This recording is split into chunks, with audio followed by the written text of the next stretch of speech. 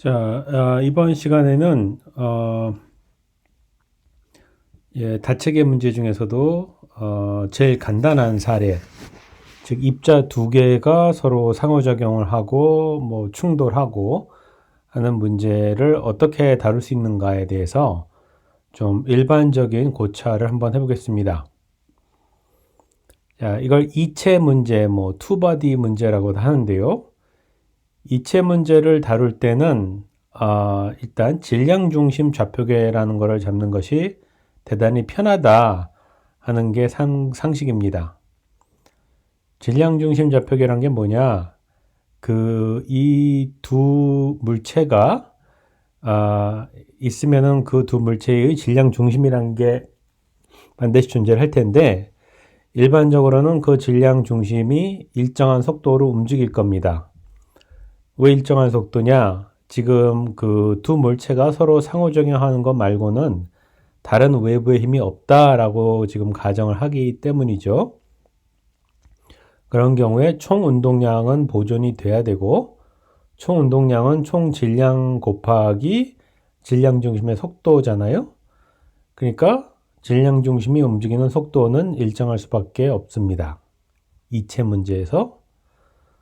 그런데 만약에 어떤 관찰자가 그 속도 V로 같이 움직인다고 한번 생각을 해봅시다. 그러면은 그 관찰자가 보기에는 이 이체 문제에서 질량 중심이 가만히 고정되어 있는 걸로 보이겠죠? 그러면은 그 고정된 위치를 그냥 원점으로 잡으면 됩니다. 다시 말하면은 그러한 좌표계에 사는 관찰자가 봤을 때 이 이체 문제의 질량 중심은 원점에 있고, 그리고 질량 중심의 속도는 또한 0입니다.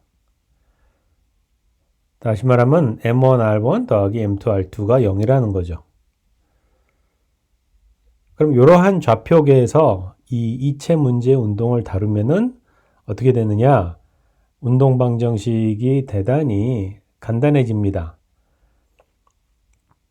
이체 문제니까 1번 입자에 대한 운동 방정식, 2번 입자에 대한 운동 방정식을 따로따로 세우고 따로따로 풀어야 될 것 같은데, 사실은 그렇지 않습니다. 왜냐면은 우리가 R1에 대한 운동을 풀었다고 하면은 R2는 이 관계식에 의해서 그냥 자동적으로 결정이 됩니다. 그렇기 때문에 R2에 대한 운동 방정식을 따로 적거나 따로 풀 필요가 없는 것이죠. 우리가 해야 될 일은 R1에 대한 운동 방정식을 이렇게 적고, 그리고 이걸 푸는 겁니다. 자, 그럼 R1이 받는 힘은 F2, 입자 2, 두 번째 입자로부터 오는 어떤 힘이겠죠. 그리고 그 힘이 중심력이다라고 가정을 하겠습니다. 중심력인 경우는 힘의 방향이 요 상대 벡터, 상대 위치 벡터 R1 빼기 R2에 비례를 할 겁니다. 그래서 힘을 이런 식으로 쓸 수가 있을 겁니다. 여기서 R이라는 거는 그 상대 벡터 R1 빼기 R2의 크기가 되고요. 자, 그럼 이걸 보면은 이거를 R1에 대한 운동 방정식으로 쓰지 말고 그냥 상대 위치 벡터 R에 대한 운동 방정식으로 쓰면은 더 편하겠다 이런 생각이 들 겁니다. 왜냐하면 어차피 이 힘이란 것이 R1에 의존하는 게 아니라 요 상대 위치 벡터 R에 의존하는 꼴로 등장을 하기 때문이죠. 자, 근데 여기서 R2가 R1에 대한 함수를 이렇게 주어졌기 때문에 R1 빼기 R2를 쉽게 계산할 수가 있습니다. 그러면은 R1에 대해서 이런 식으로 주어진다 하는 게 금방 나오고, 따라서 R1은 R2에 대해서 이러한 관계를 갖습니다. 자, 그럼 이 운동 방정식에서 R1 자리에다가 이 표현을 집어넣습니다. 그럼 어떻게 되느냐? 운동 방정식이 이렇게 바뀝니다.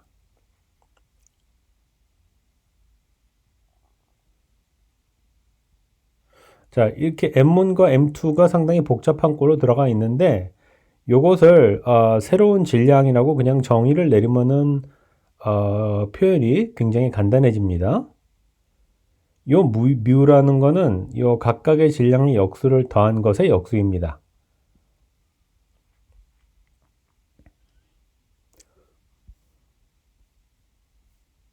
자, 그럼 여기에 원래의 그 질량 M1 대신 뮤라는 유효 질량을 대신 대입을 하고 R1이라는 좌표 대신 그 상대 위치 벡터 R을 집어넣고 하면은 운동 방정식이 완성이 된다라는 겁니다. 그럼 요거는 입자 하나만 있을 때의 운동 방정식이죠. 이거는 우리가 알고 있는 그동안에 배운 방법을 이용해서 잘 풀면 됩니다. 그렇게 해서 R을 풀고 나면은 이 공식을 이용해서 R1이 뭔지를 알 수 있고 또 R1을 알면은 이 공식을 이용해서 R2가 뭔지 또 알 수 있습니다.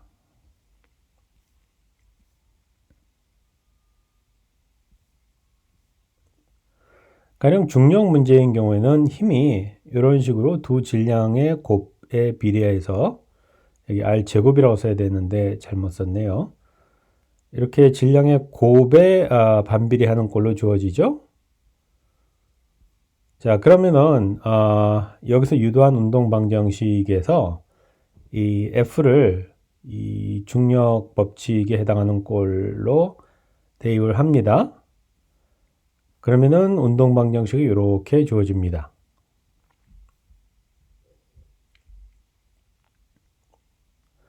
자, 이거를 이제 여기 있는 복잡한 M들을 다 왼쪽으로 다 몰아서 쓰면은 이렇게 됩니다. 요 상대 위치 벡터의 시간 2번 미분은 이런 식으로 주어진다 하는 게 결론입니다. 자, 근데 여기서 등장하는 요 질량은 총 질량입니다. 가령 태양과 지구의 운동이 우리의 관심사다 하면은 M1 더하기 M2는 태양 질량 더하기 지구 질량입니다. 그런데 잘 아시다시피 태양의 질량이 지구 질량보다 훨씬 무겁습니다. 그렇기 때문에 요 질량의 합은 그냥 태양의 질량으로 바꿔쳐도 오차가 거의 없습니다. 그래서 우리가 지구의 태양 공전 주기를 구한다거나 할 때는 그냥 요 방정식에서 태양의 질량 갖다가 써도 거의 문제가 없습니다.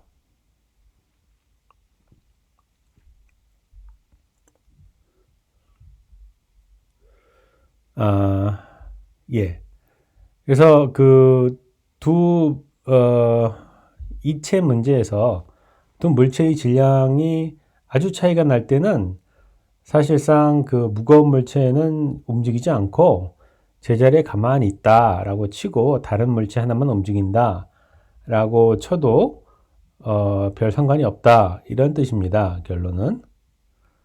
하지만은 만약에 그 질량이 매우 비슷한 두 물체가 서로 상호작용하면서 궤도 운동을 하고 있다. 그런 경우는 상황이 좀 달라지죠. 왜 달라지는가 하면은 일단 여기서 그 M1과 M2의 질량이 만약에 비슷하다 혹은 같다라고 하면은 요 값은 2 곱하기 M이 되죠. 그래서 질량이 어떤 물체 하나의 질량에 비해서 2배가 됩니다. 그래서 요거를 그냥 질량 하나 값으로 쓰는 것에 비해서 힘이 2배가 된다는 뜻이죠. 자, 그러면은 회전 운동의 주기라든지 이런 결과들이 다 달라질 겁니다. 그래서 우주에 있는 여러 가지 그 물체들을 보면은 서로 얼핏 비슷한 질량을 가진 두 물체가 서로 중력의 힘으로 끌어당기면서 상대방 주변을 회전하는 그런 쌍성이라고 하죠. 바이너리 스타라고 하는데 그런 쌍성들이 상당히 많다고 합니다. 그러면은 그 쌍성의 운동을 잘 관찰하고 그 쌍성들의 회전 주기를 관찰을 통해서 얻어내고, 그러면은 이제 그 회전 주기를 역이용해서 그 쌍성의 질량을 유추할 수가 있을 겁니다. 자, 그럴 때는 자, 요 공식을 정확히 제대로 써줘야 됩니다. 뭐, 이 중에서 M1이 M2보다 훨씬 크다고 치자. 이런 식으로 근사를 하면은 안 된다. 라는 겁니다.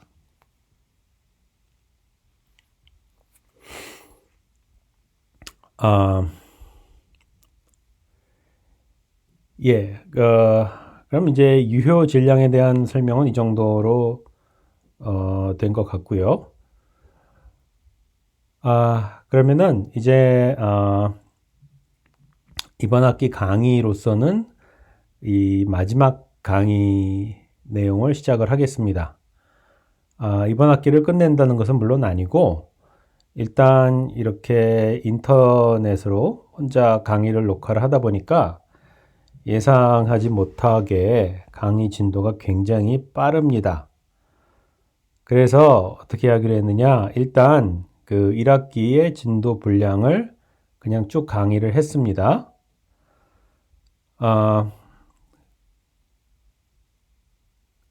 그리고 이제 시간이 몇 주 남죠. 그러면은 그 남은 시간 동안은 다시 책에 처음으로 돌아가서 이런저런 문제들을 쭉 같이 풀겠습니다. 그래서 제가 문제를 풀다가 조금 남겨둘 거예요.